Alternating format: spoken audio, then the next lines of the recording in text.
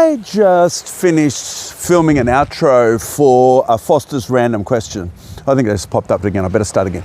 I just finished filming an outro for a Foster's random question video about why people have favorites. When I finish that, I probably should finish it later today. It'll probably appear somewhere like up there, I think. Okay. Yeah, probably there. So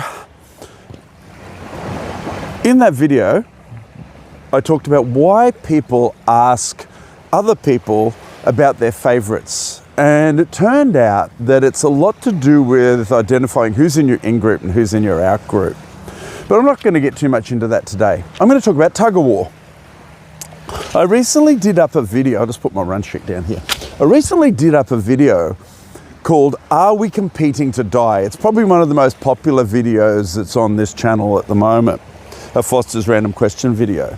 And in that question, well, that question posed an idea that maybe embedded in our DNA is the drive to compete.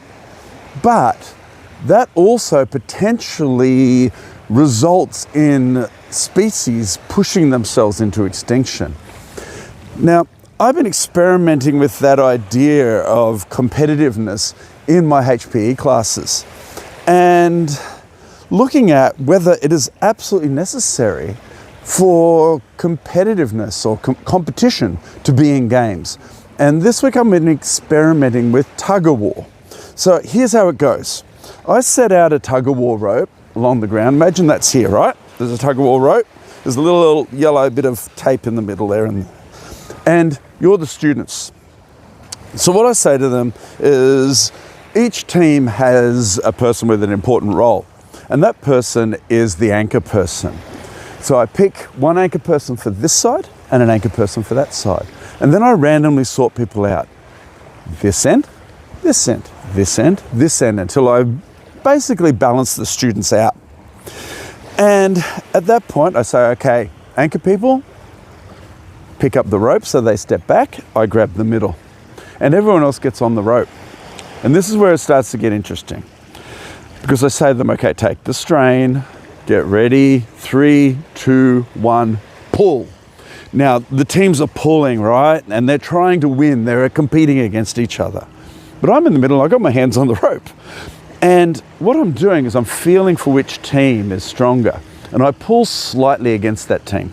So I can feel that team tiring out. And as they tire out, I then put a little bit of pressure on the other team until they tire out.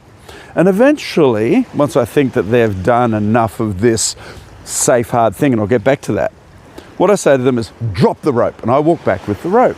And I say, please sit down in front of me. And I say to them, I didn't let anyone win. Why didn't I let anyone win? And they think, and they think, and they think. And I say, well, sometimes things are about winning. But at other times, it's just about having fun. I said, well, did it matter that you didn't get a chance to win or lose in that Tug-o-War game? Did you still have fun? And they go, yeah, we still had fun. So it's sort of communicating the idea that competition isn't necessary for someone to participate and have fun. But it seems to be that there are certain kids, because of their highly competitive nature, if they know that I'm balancing it out, if they know that I'm not going to let the tug-of-war end with someone winning, they'll actually quit, which is really interesting. The most highly competitive kids are the ones that will quit first. So what I do is I put in a random reward schedule, a random reward sort of system. So sometimes, once I've got them tired out, I'll actually step away and I'll let one of the teams win. Because it does seem necessary for some people. Some people won't engage or don't seem able to engage with the activity, the physical activity, the safe, hard thing, without there being competition involved. Maybe it's so embedded in certain people's DNA that they must compete, that if they don't have the opportunity to compete, they quit. What do you think? Let me know in the comments if you think that maybe I'm onto something. Maybe I need to create another Foster's random question about that. Once we're sitting down afterwards, I showed them my hands. And I say to them, look at my hands. Look at my hands. My hands are red. I've been doing this with classes all day.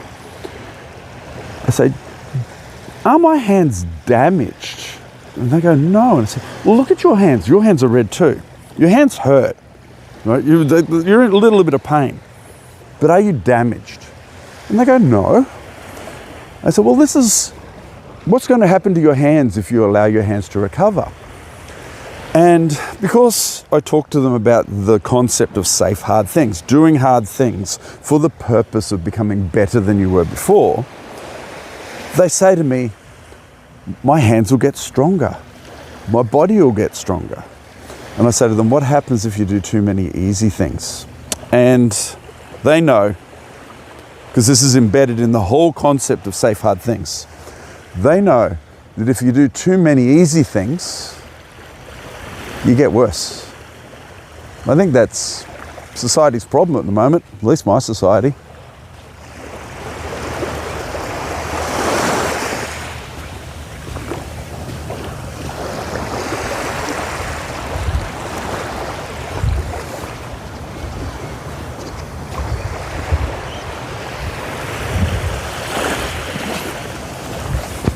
If I walk too far away, I'm going to lose the internet.